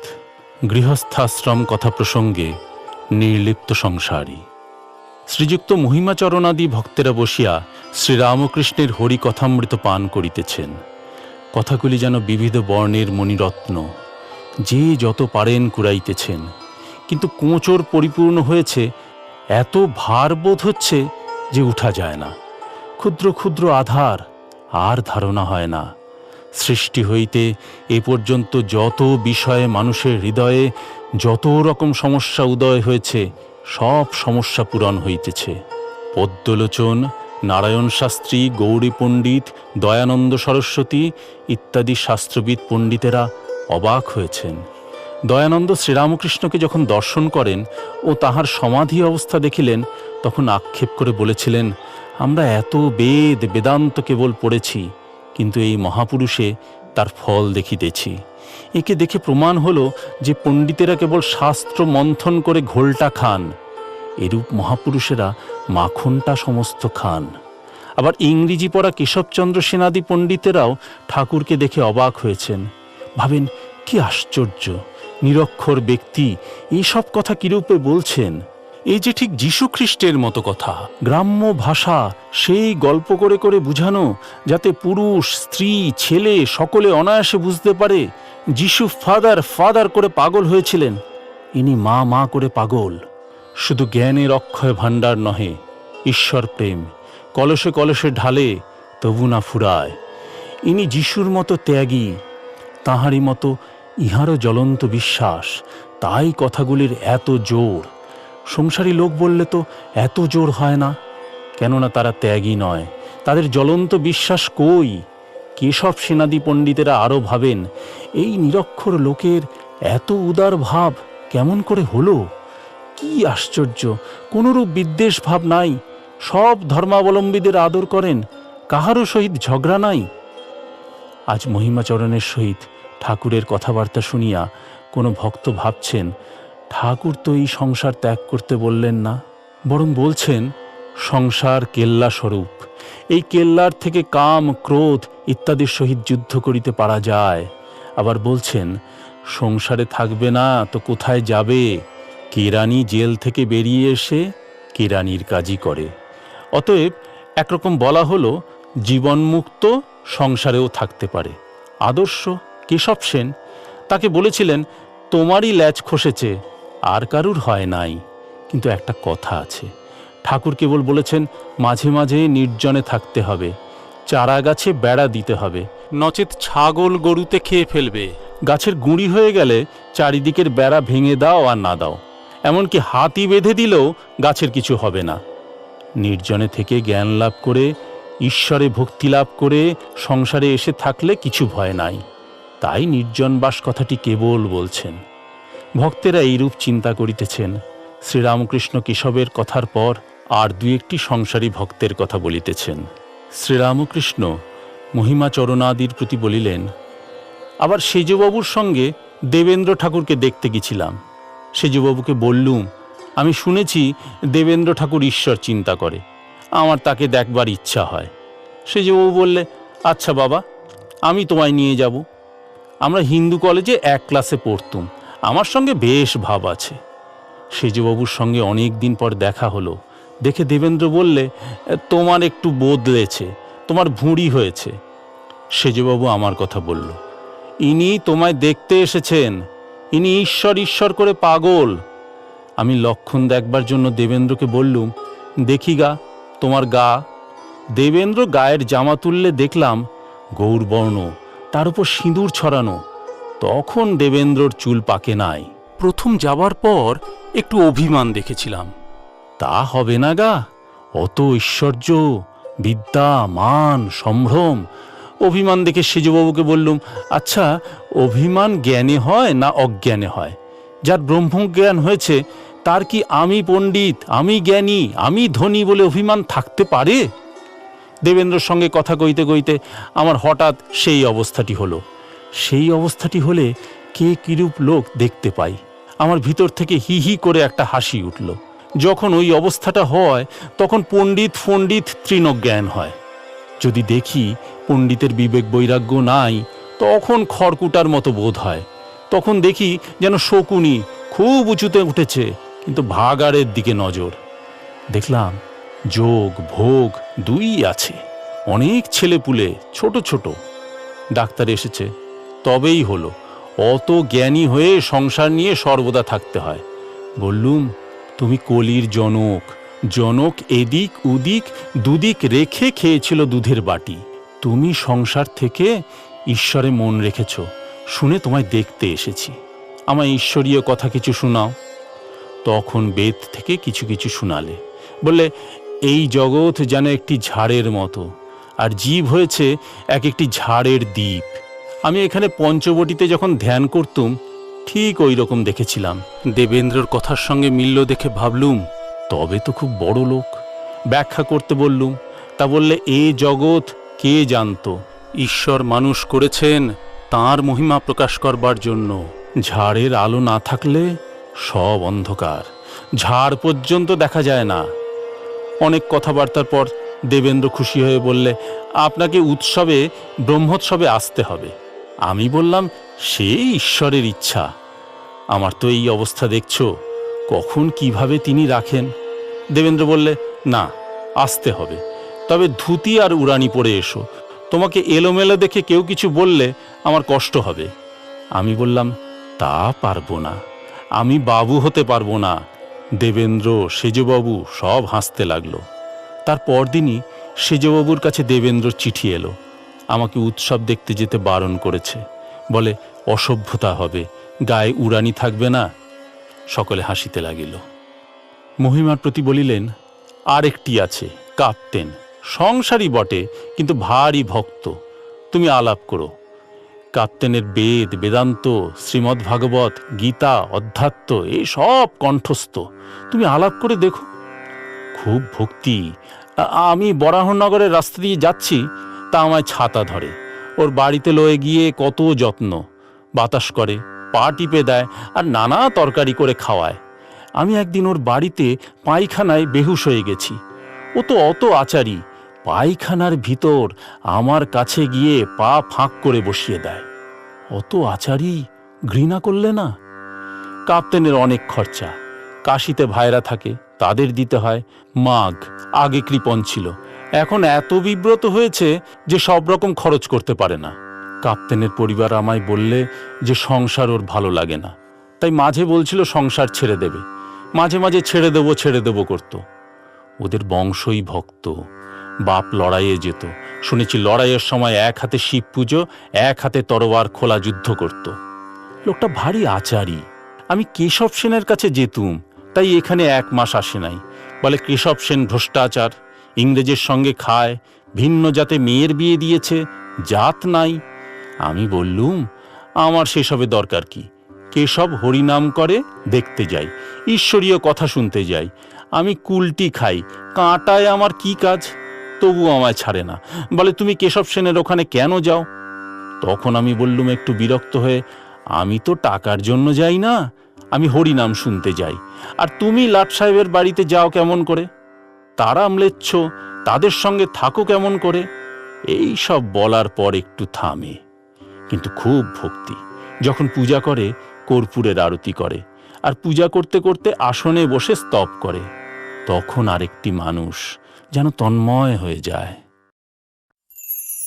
ত্রয়োদশ খণ্ড, 7ম পরিচ্ছেদ। মাতৃসেবা ও শ্রীরামকৃষ্ণ, হাজরা মহাশয়।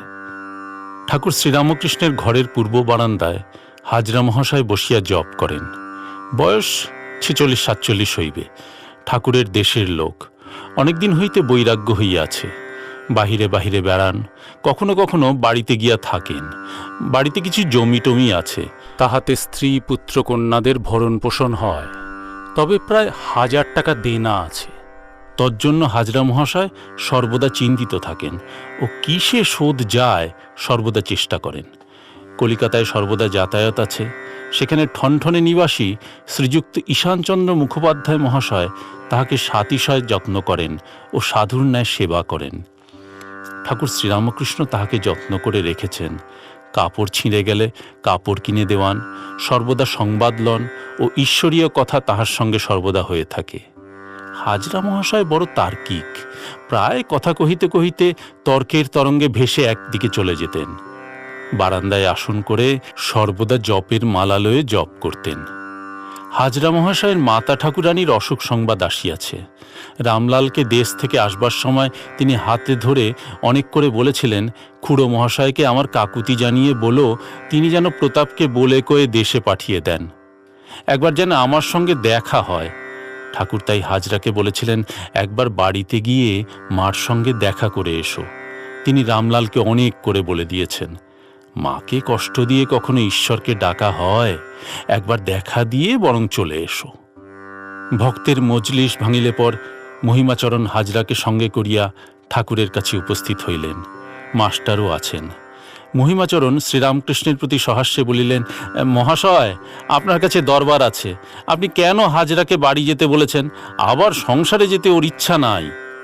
শ্রীরামকৃষ্ণ বলিলেন, ওর মা রামলালের কাছে অনেক দুঃখ করেছে, তাই বললুম 3 দিনের জন্য না হয় যাও, একবার দেখা দিয়ে এসো। মাকে কষ্ট দিয়ে কি ঈশ্বর সাধনা হয়? আমি বৃন্দাবনে রয়ে যাচ্ছিলাম, তখন মাকে মনে পড়ল। ভাবলুম মা যে কাঁদবে, তখন আবার সেজবাবুর সঙ্গে এখানে চলে এলুম। আর সংসারে যেতে জ্ঞানীর ভয় কি? মহিমাচরণ সহাস্যে বলিলেন, মহাশয়, জ্ঞান হলে তো। শ্রীরামকৃষ্ণ সহাস্যে বলিলেন, হাজরার সবই হয়েছে, একটু সংসারে মন আছে, ছেলেরা রয়েছে, কিছু টাকা ধার রয়েছে, মামির সব অসুখ সেরে গেছে, একটু কসুর আছে। সকলের হাস্য। মহিমা বললেন, কোথায় জ্ঞান হয়েছে মহাশয়? ঠাকুর হাসিয়া বলিলেন, না গো, তুমি জানো না।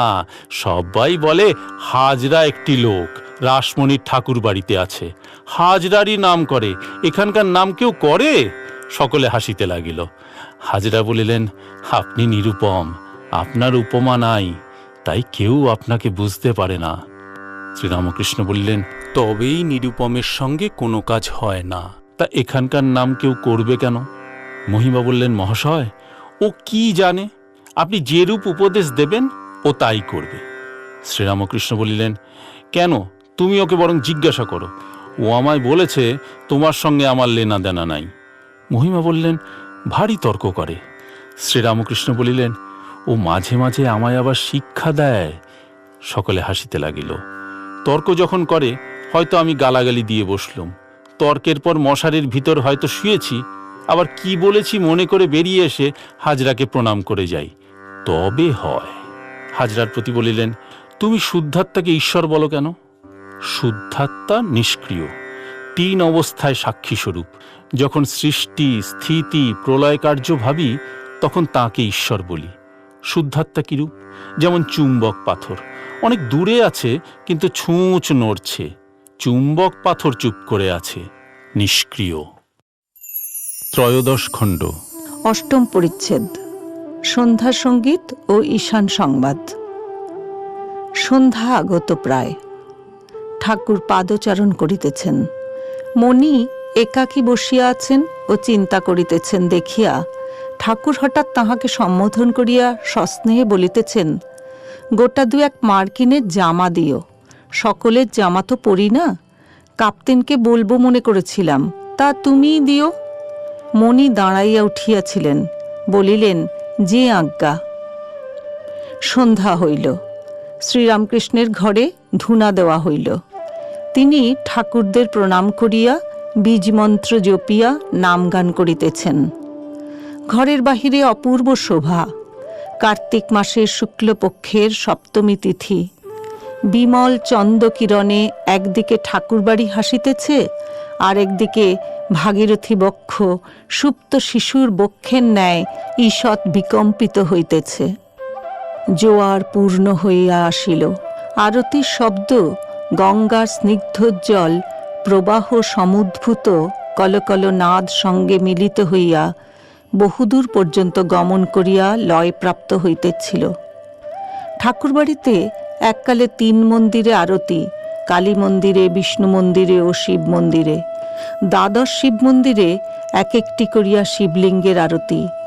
পুরোহিত শিবের এক ঘর হইতে আরেক ঘরে যাইতেছেন।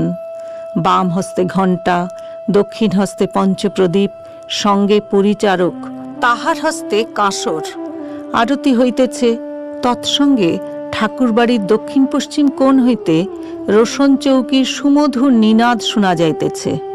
সেখানে নহবতখানা সন্ধ্যাকালীন রাগরাগিনী বাজিতেছে। আনন্দময়ীর নিত্য উৎসব যেন জীবকে স্মরণ করাইয়া দিতেছে, কেহ নিরানন্দ হইও না, ঐহিকে সুখ দুঃখ আছেই, থাকে থাকুক, জগদম্বা আছেন, আমাদের মা আছেন, আনন্দ করো।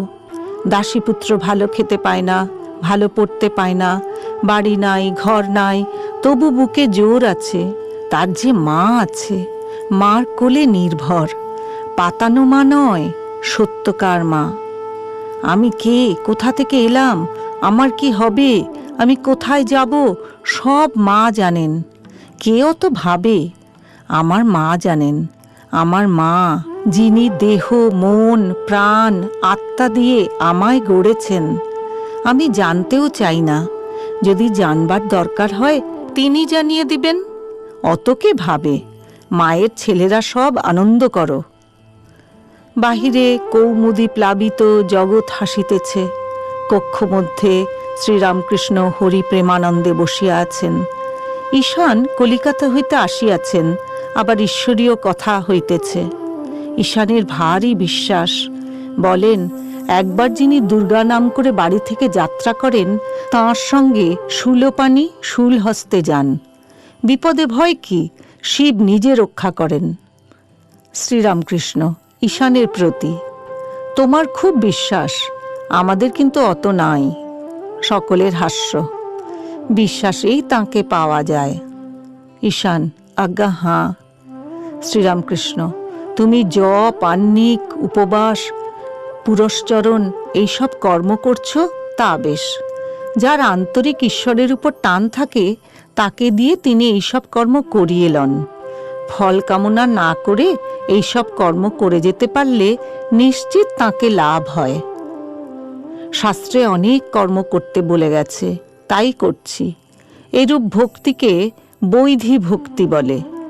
আর এক আছে রাগ ভক্তি, সেটি অনুরাগ থেকে হয়, ঈশ্বরে ভালোবাসা থেকে হয়, যেমন প্রহ্লাদের। সে ভক্তি যদি আসে, আর বৈধী কর্মের প্রয়োজন হয় না। ত্রয়োদশ খণ্ড, নবম পরিচ্ছেদ, সেবক হৃদয়।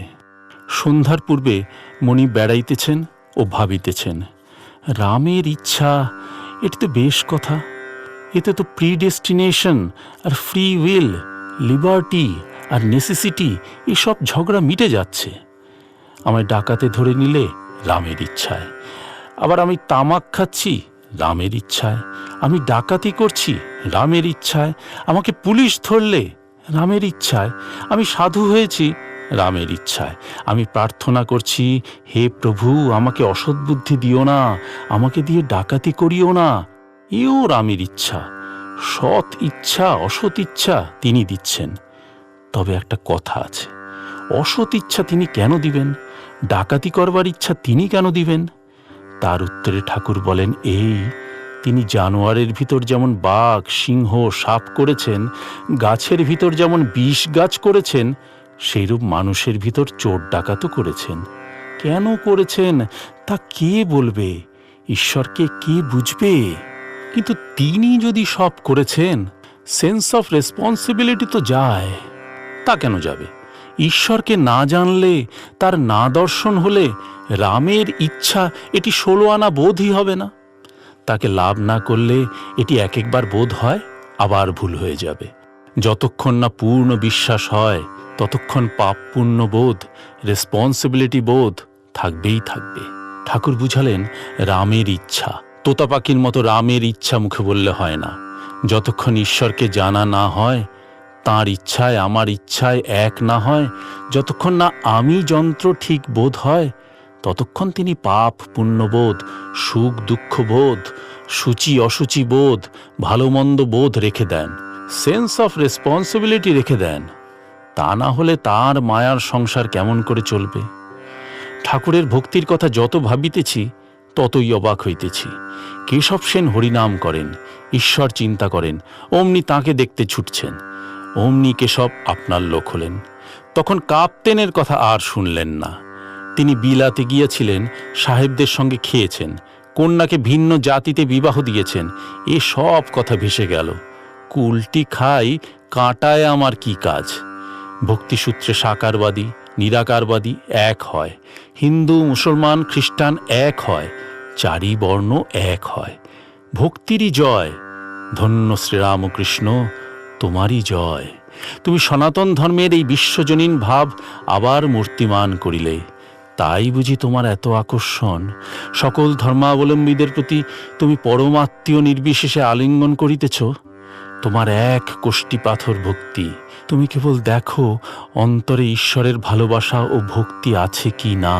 যদি তা থাকে, অমনি সে তোমার পরমাত্মীয়। হিন্দুর যদি ভক্তি দেখো, অমনি সে তোমার আত্মীয়। মুসলমানদের যদি আল্লাহর উপর ভক্তি থাকে, সেও তোমার আপনার লোক। খ্রিস্টানদের যদি যিশুর উপর ভক্তি থাকে, সেও তোমার পরমাত্মীয়। তুমি বলো যে সব নদী ভিন্ন দিক দেশ হইতে আসিয়া এক সমুদ্র মধ্যে পড়িতেছে, সকলেরই উদ্দেশ্য এক, সমুদ্র। ঠাকুর এই জগৎ স্বপ্নবৎ বলছেন না, বলেন তাহলে ওজনে কম পড়ে।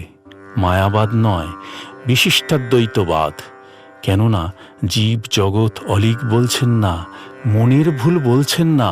ঈশ্বর সত্য, আবার মানুষ সত্য, জগৎ সত্য, জীব জগৎ বিশিষ্ট ব্রহ্ম। বিচি খোলা বাদ দিলে সব বেলটা পাওয়া যায় না। শুনিলাম এই জগৎ ব্রহ্মাণ্ড মহাচিদাকাশে আবির্ভূত হইতেছে, আবার কালে লয় হইতেছে। মহাসমুদ্রে তরঙ্গ উঠিতেছে, আবার কালে লয় হইতেছে।